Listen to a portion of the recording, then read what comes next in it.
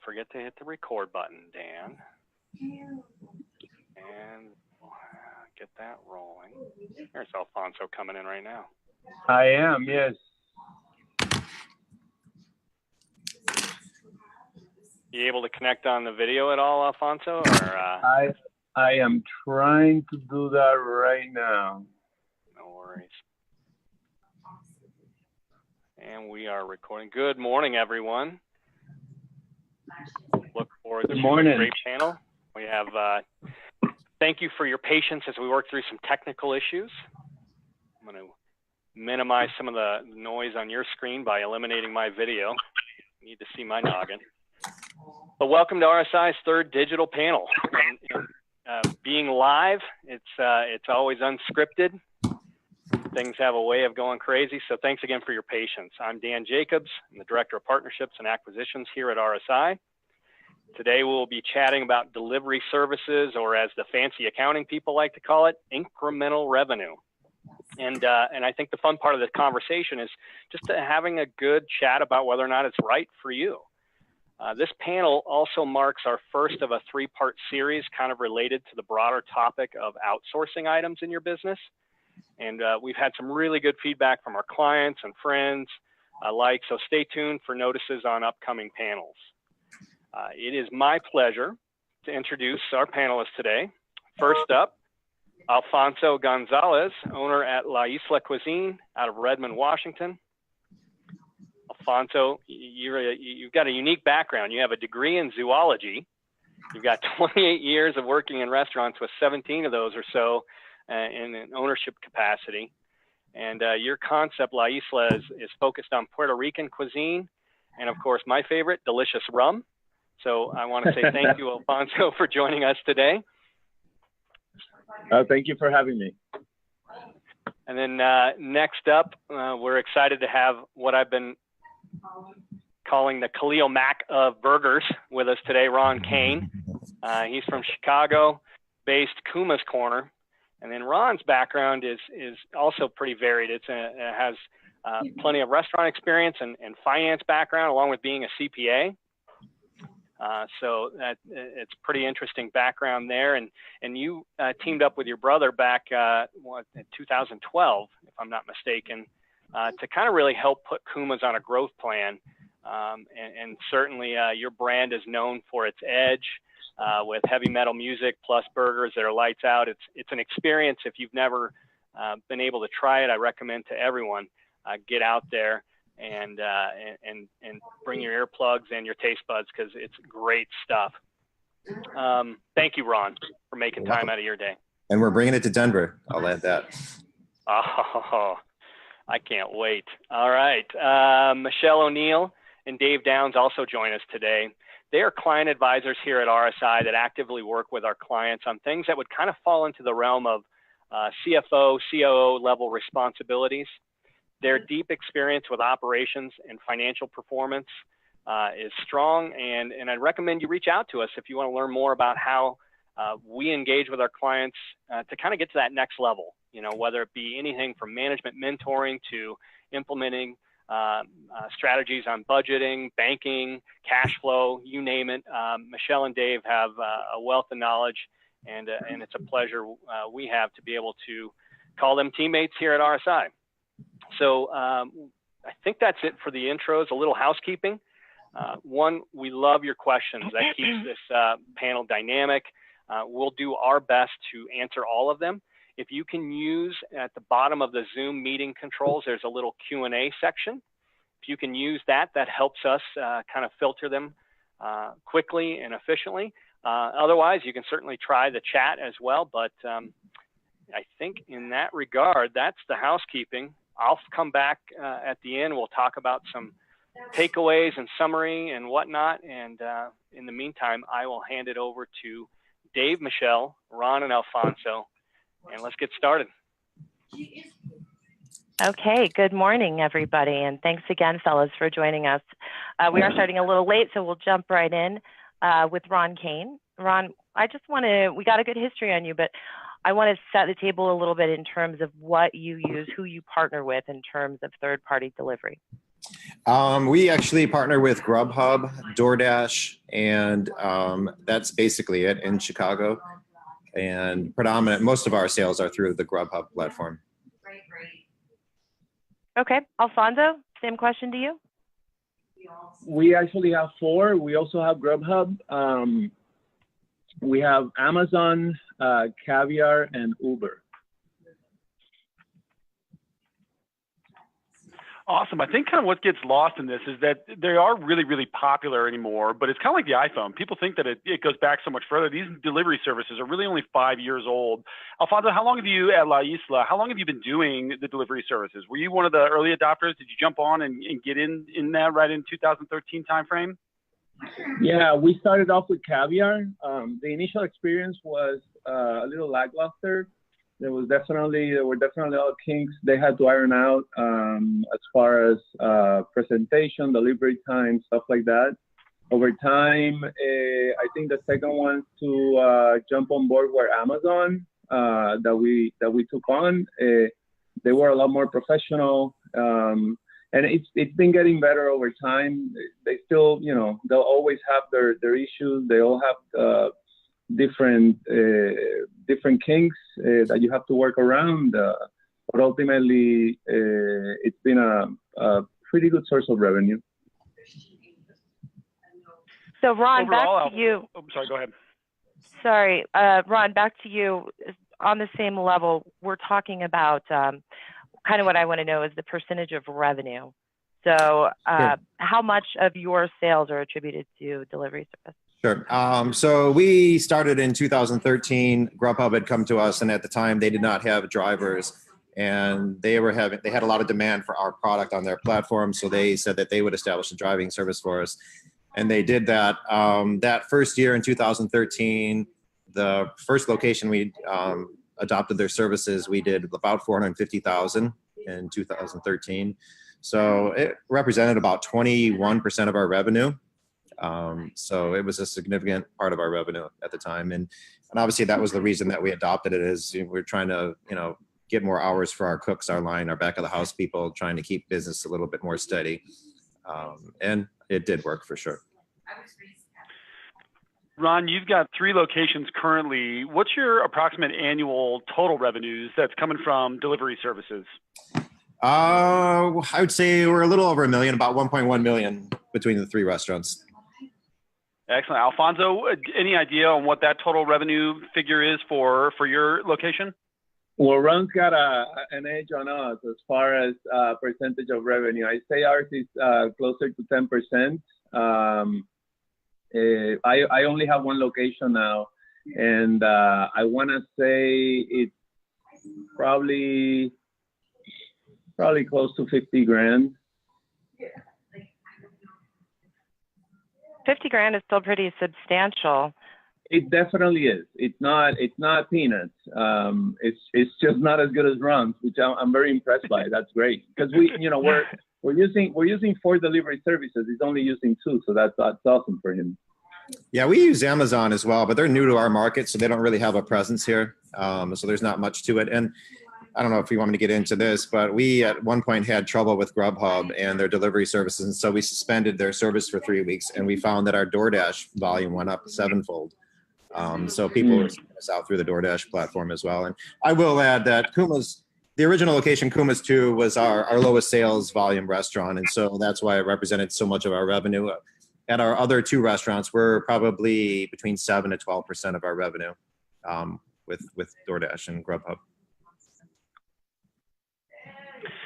Ron, one thing that comes to mind is, as you were approached by Grubhub initially to kind of roll out into the Chicago market, that gave you a little bit more of the bargaining chips in terms of the negotiation with some of the rates. And you don't necessarily have to spell out what the rates were, Right. But that's kind of one of those tactics that a lot of people ask us. What ways did you utilize that, knowing that they were really coming after you and trying to get Kumas on board?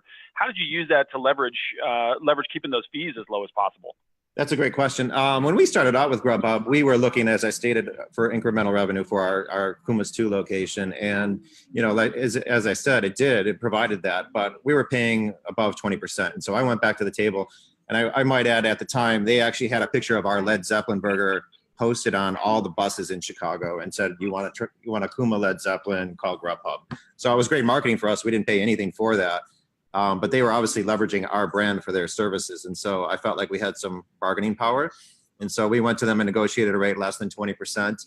And, they also, promised that they would put us at the top of the search list and things of that nature. So you got some free marketing out of that too. That worked out great for you. Yeah, we did. It was awesome. Let's talk about the quality, Ron, of the food that's delivered in your menu.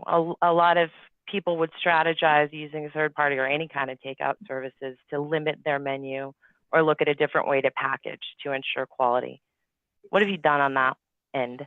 Yeah, it's a good question. I mean, it's a little harder with burgers than it is some other food products because, the burgers will dry up. And, that's exactly why we do not do much for catering as far as burgers are concerned. So we had to find package that would air, but would still keep the burgers warm. And then, of course, delivery. I mean, the turnaround on the delivery process from when the food was ready had to be quick because, burgers only last for so long. So it definitely was an issue. And, we've had to invest in some upgraded packaging. So it, cost us more money. But, we find in the end that it's worth it.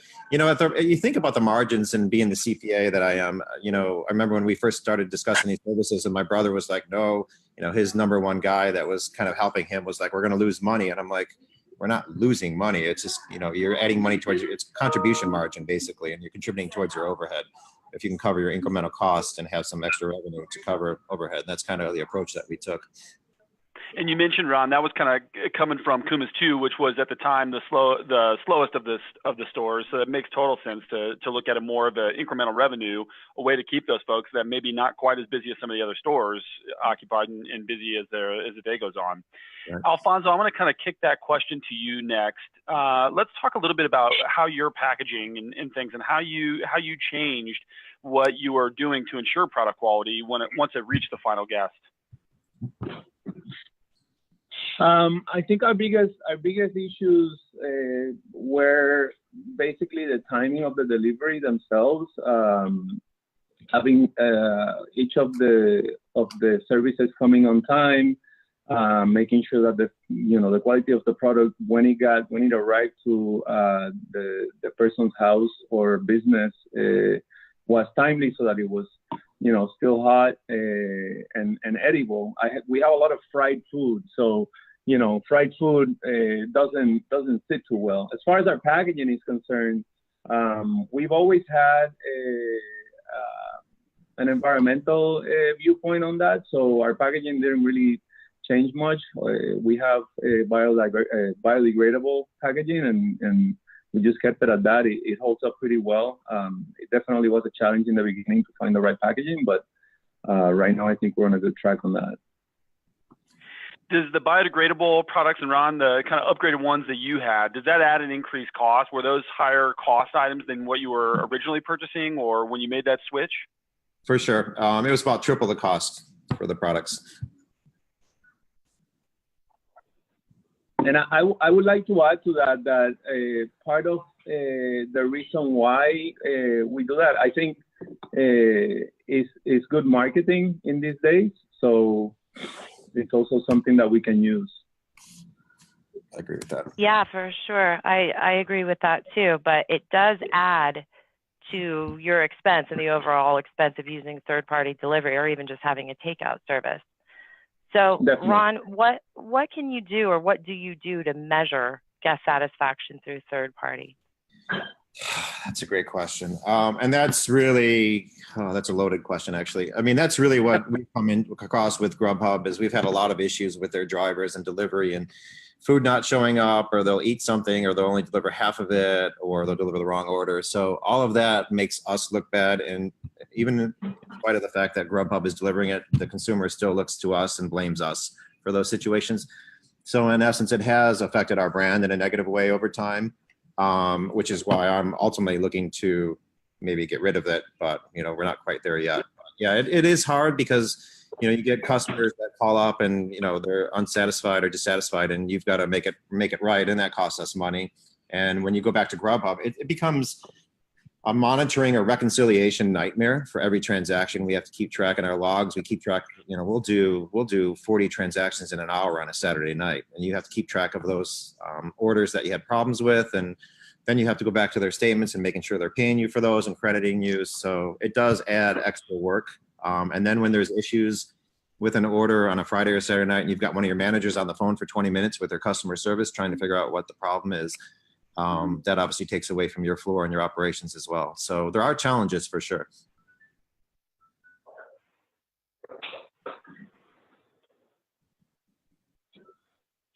Oops. We lost you, Dave.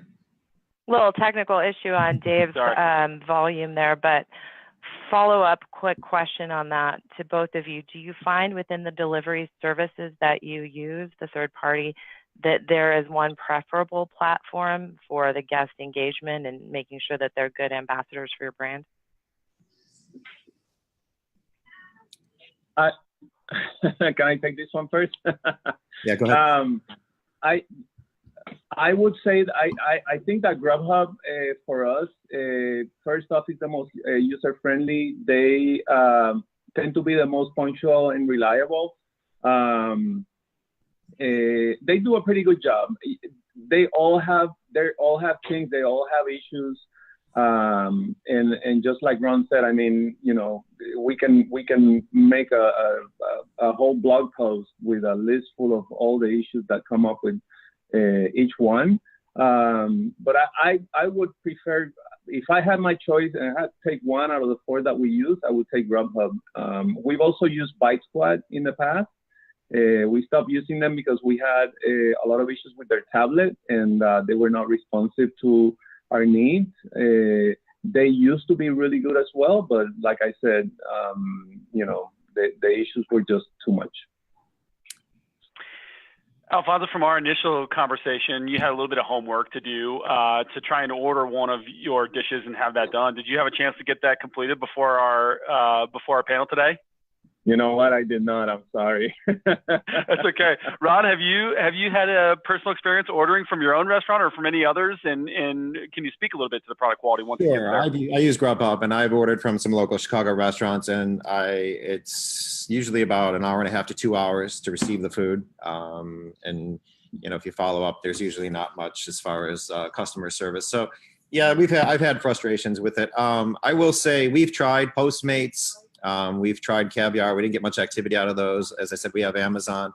Uber Eats, we helped roll out Uber Eats in Chicago. They would pick up 100 burgers at 11 o'clock and send them out with various drivers, and then say, get a Kumas Legs Up in 5 minutes, and people would. So we helped them roll out their platform here. But then when they changed to like a Grubhub style service where they charge a commission, they were asking for 30%, and there was no way we were going to pay that. So we did not use that. To go back to Michelle's question, I would say, you know, for us, Grubhub is the preferred platform only from the standpoint of that's where the most activity is. Chicagoans have adopted that platform as their preferred platform. So that kind of forces us to have to use them the most, obviously. We have, because of the relationship that we've had with them, when they first started and we had problems with their drivers, we actually met with their director of operations, their logistics teams, their driver training, hiring team. So we were able to meet with all the key leadership team and kind of discuss all the issues we had, and we kind of helped them improve their services. Awesome. So that definitely has worked to our favor for sure. And I will say that they contacted me recently about a platform that they're rolling out that is more of a customer service engagement tool where you can actually look at each order. And if anybody has a complaint or anything to say positive or negative, you can read it, you can respond to it, and you can kind of keep track on that. So, and then I'm hoping at some point that that's going to tail into, which is what they're working towards, the credit situation where it's easier to monitor that way as well. So I do know that they're upgrading their platform. That's really good information. So we kind of touched on a little bit the technology piece. A lot of services provide technology for the restaurant, sometimes even supplies, hot boxes, tablets are very common. We have actually a question from the audience for both of you. First of all, tell us a little bit about your point of sale just for the background, but the question is, do either of you integrate your delivery providers into your point of sale? Go ahead, Alfonso. We use Dinerware as our point of sale system, and there is no integration. We just have a button for each one of the services to, basically make a transaction cash free, or, to close the transaction, but that's pretty much it. There's no interaction between the services and the POS system. Yeah, I'll say for us, we originally used Aloha as our POS system. We decided to try digital dining. We rolled out a new restaurant in West Loop, and it was a disaster.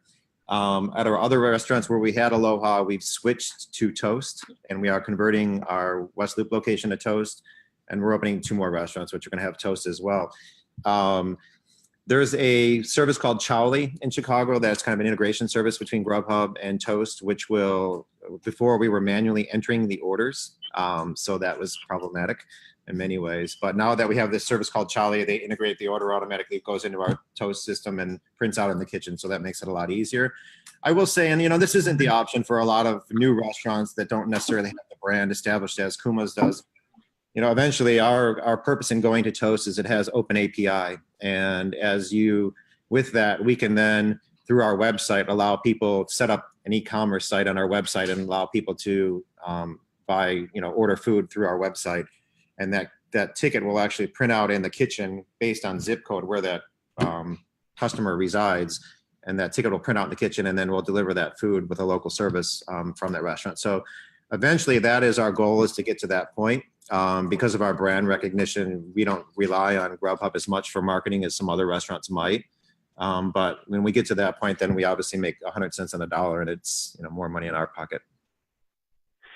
If you had to quantify, Ron, how much time do you feel like was spent administratively currently without Chowly, being able to receive the order and then punch it in? What was that time lag between guests placing an order and it getting rung into the point of sale? I mean, it's pretty quick, but we had to hire another front of the house staff member. We basically called a server assistant that we hired to bag Grubhub orders and enter Grubhub orders, just because it became too distracting for the front of the house staff.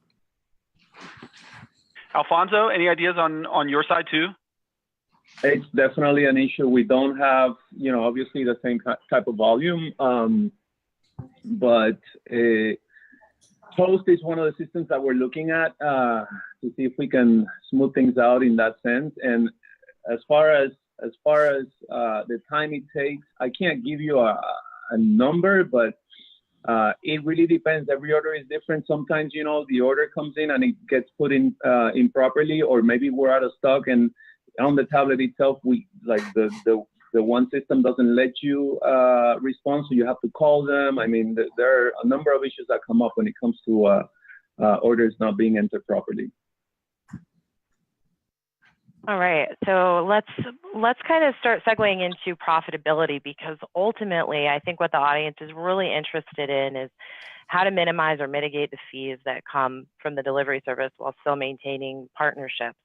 And I know, Ron, that you have a real specific direction that you might be able to speak to, and we get a lot of questions around just eliminating delivery services altogether.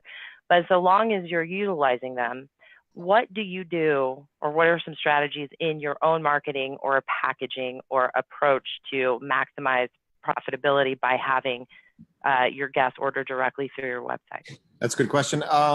Yeah, I mean, if you're paying 20-25% and you can bring that in-house and avoid that, obviously it's a good thing. And so what we'll do is we'll staple to-go menus on actual Grubhub deliveries, so that if people want to order direct, now granted they have to come pick it up.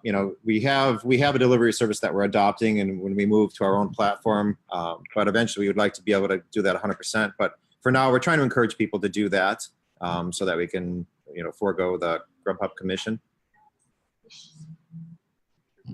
So, I mean, and then when we eventually roll into Toast and doing our own in-house ordering platform, we will run in conjunction with Grubhub for probably 3 to 6 months. And during that time, we will notify customers that they can order through our platform, and we'll give them some sort of 10% discount or free app or something to motivate them to do that. And then hopefully once they get switched over into the platform, all their information will be saved. It'll make them easy for them to repeat orders. So that's kind of our strategy to convert everybody. Ron, are you doing that on your own, that development, or did you find another kind of partner to help you develop that monitoring or the tracking of those individuals for bringing that in-house? Yeah, well, so luckily we're in a high density urban environment. So there's bicyclists there's a couple delivery services on bicycles in the city that we utilize. And we actually, about 6 months ago, dropped the Grubhub driver platform and started using the bicyclist solely. And it's been a very successful transition. Service-wise, timing-wise, everything has been much more efficient and better service. You know, obviously in our suburb locations, we don't have those delivery platforms available, so we are stuck with Grubhub. But I would encourage anybody that's using that, if you have trouble with their drivers, which I know we do, and I know a lot of the restaurants in Chicago do, if you can bypass that, and there are some good services out there. The Snap is the name of the group we use, and they're excellent. So we're glad we made that transition. Awesome. Alfonso, I want to shift gears a little bit here and talk about kind of guest check averages or per person averages. There is another question from the audience that's listening in. We'll get to that here in just a moment. What's your per person average when somebody comes into the restaurant, Alfonso, and how is that different if they order delivery? You know, I think it's kind of apples and oranges, just because the delivery service, sometimes, you know, you almost have like a catering order where you would have like a big ticket order come in, and sometimes people order like, you know, $5 worth of food, which is kind of crazy. I venture to say, well, I guess our guest check average right now is about $25 on in-house. For delivery service, I want to say it's, well, I don't know if it's comparable. I want to say it's a little bit less, but it seems like most of the deliveries that we make are usually, you know, family, like there's a family that doesn't want to go out or make dinner that night, and, you know, they're ordering for 4 or 5 people. So they tend to be pretty big tickets, but, you know, we do so much lunch business, and in the lunch sector is just $10 or less. Yeah. And it's really difficult to deliver rum, as far as I know, right? That's the hook right there. Got to be creative. You know, it's a great idea Ron has as far as like sending takeout menu. Maybe we should send a rum menu along with all the bags that go out with the delivery. No doubt. You definitely hook us. Yeah, we can. You know, if I could just add something on that, our stores, we're between like 34 and 36 on our in-house PPA. But I will say, when people are ordering online, they're typically really hungry. And if you can have pictures of your menu items also on the menu, like they'll over order because they're hungry. You know, they'll order appetizers and other things. I know I do that. So our PPA on the online tends to be a little bit higher, surprisingly. That's interesting. Totally interesting. All right, let's get to, I have a couple audience questions. We're going to start with a question from Amber. Hi, Amber. I'm so glad you're listening, Amber in Las Vegas. This question is for you, Ron.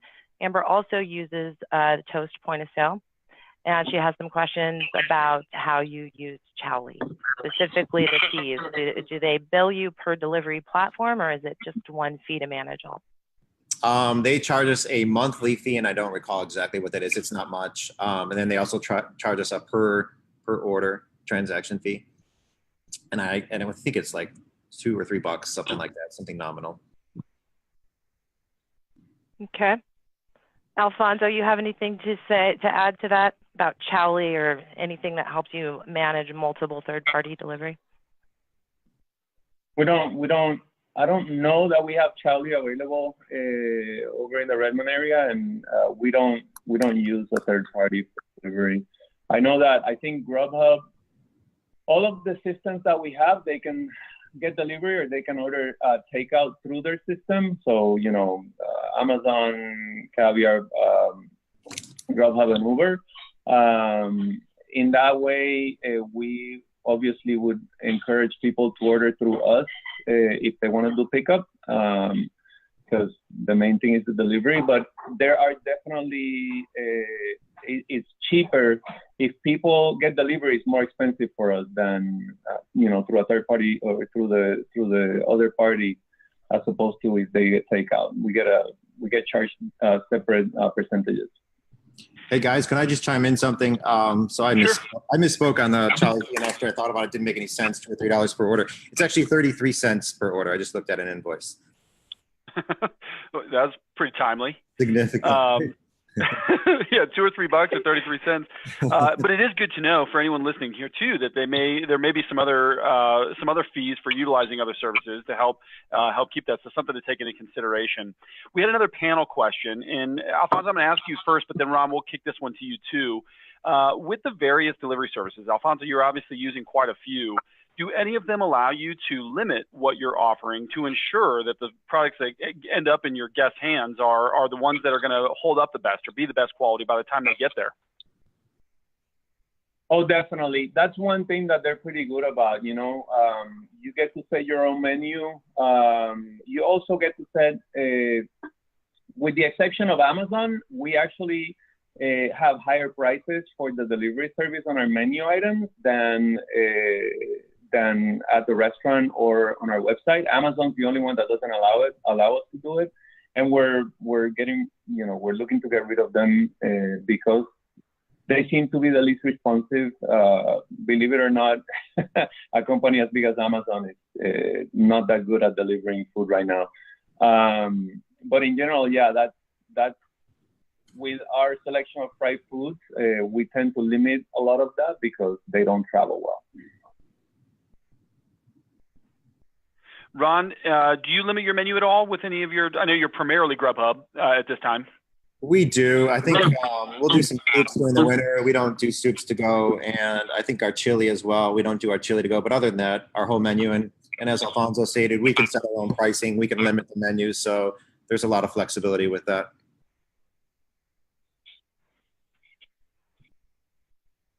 Awesome. One thing I know from our initial discussions with both of these panelists, I want to just kind of take a brief segue into branding, and I think that's so important for maintaining your brand integrity.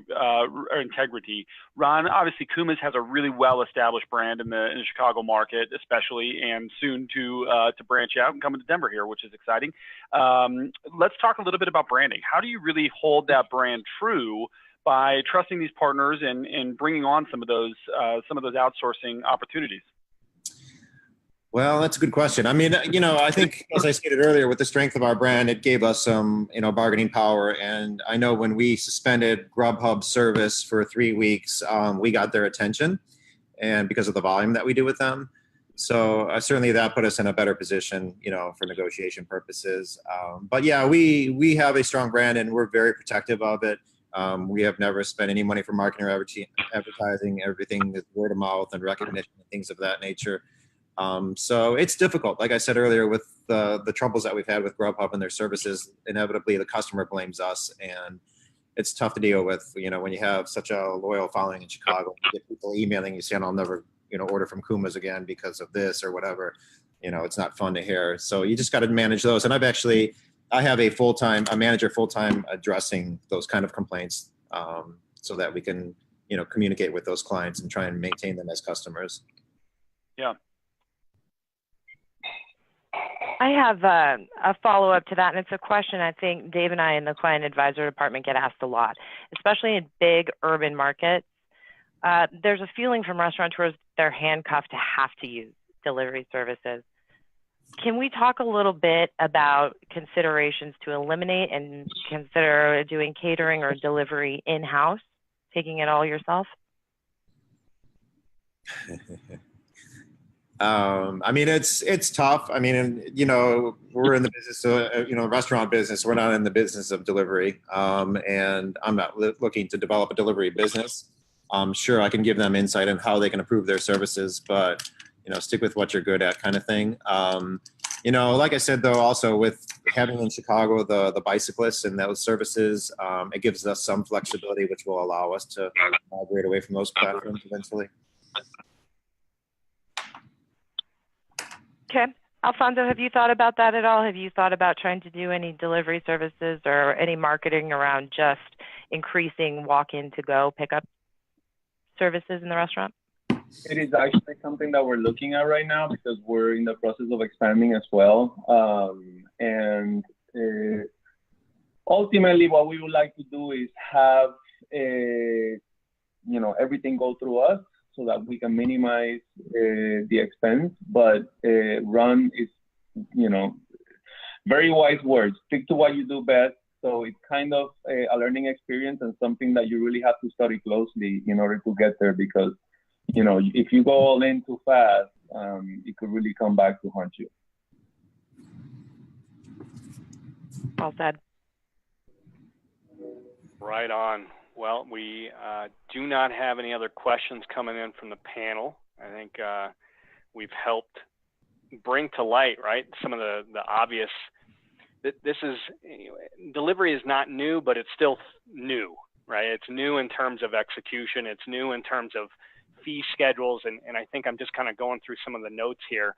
I think as operators, we're all still very, we're intrigued at the opportunity.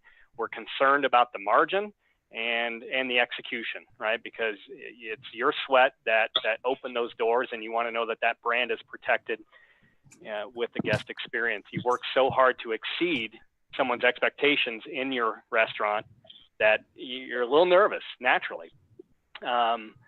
I think, that one question just came in. Let's talk about the future, and not so much in terms of, is a delivery service something you take internal or not, but let's just imagine these delivery services are still a big part of your business. What do you want to see from them? Like, if there's 2 or 3 top improvements, what would that be? Is it margin? That's kind of a loaded question for me. I think right now, as it stands, the integration with a POS system could be, something that they could offer across the board, as opposed to 1 or 2 platforms. I think that would probably be the single biggest helpful thing they can do. Also, as far as their fees are concerned, there are definitely other ways to go about that and make it more beneficial for both parties. And I think the last important point for me right now is the ease of use when it comes to, if there's an emergency, if something comes up, you have to call them. You have to sometimes wait on the line. Sometimes this is in the middle of a rush. You're taking resources from the people that are sitting at the tables and having them sit on the phone for 10, 15 minutes, sometimes even more, trying to figure out one order, which in the grand scheme of things, it impacts the restaurant in a negative way. And they can definitely do a much better job of being available when it comes to those kinds of experiences.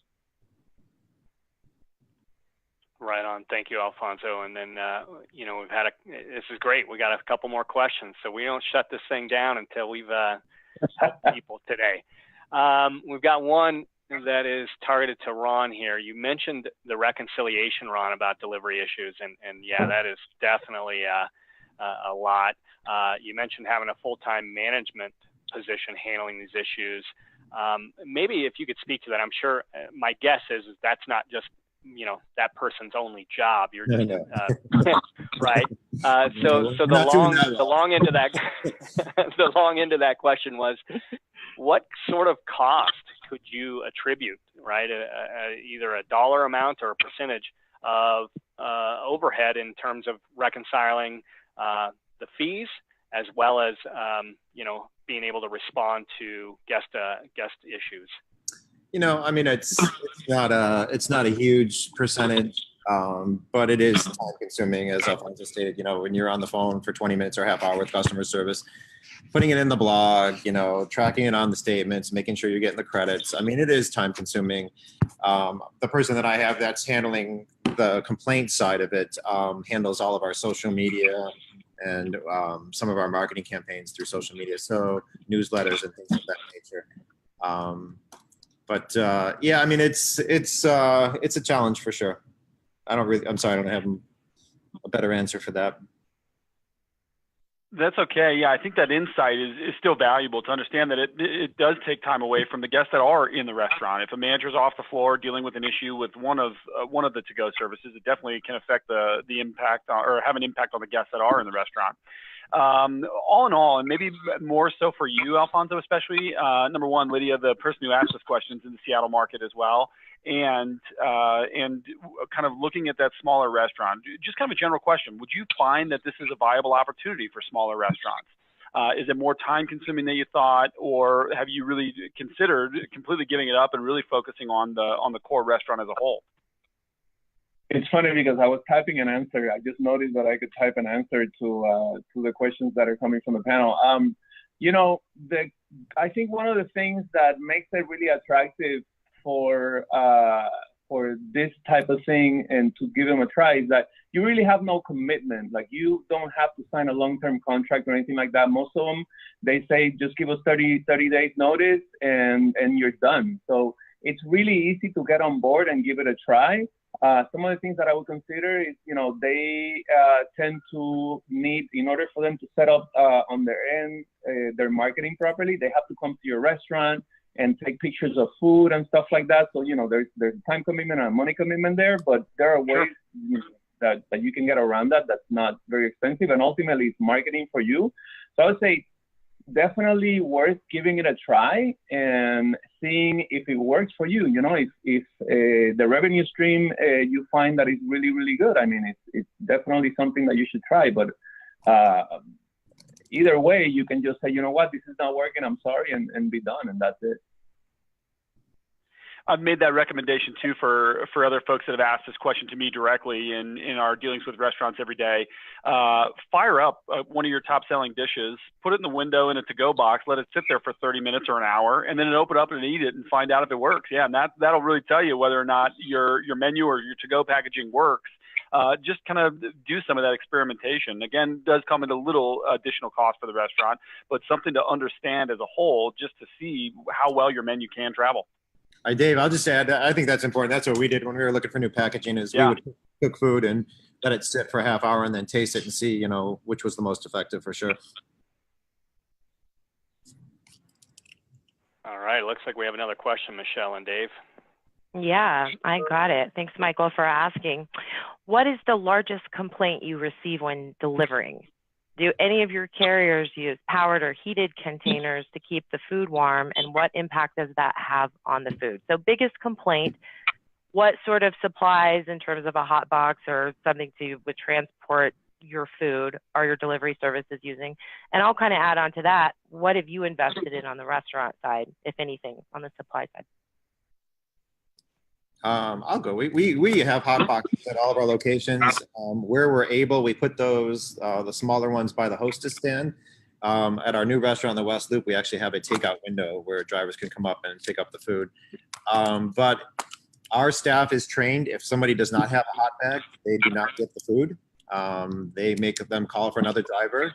And if they get belligerent, then we just let Grubhub know that this person is not following protocol and is being belligerent. But we're very adamant about, especially as temperamental as burgers can be, about people always having hot bags to bring the food.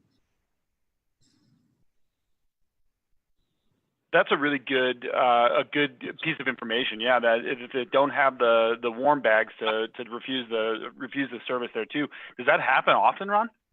It does, and it's surprising. Like in the wintertime when it's 2 degrees outside and you're bringing food outside, I mean, it's going to get cold quickly. So.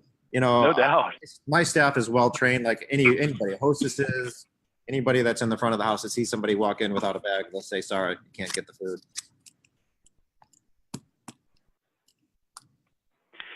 We did have one last question, Ron. They wanted to know a little bit more specifically about your specific to-go packaging or which containers you're using. I know you said it was a vented. Is it plastic?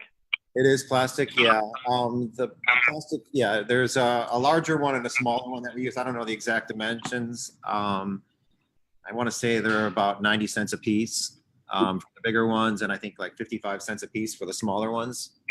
So they are expensive. 2-piece clamshell. How are we looking? Yeah, clamshell. Cool.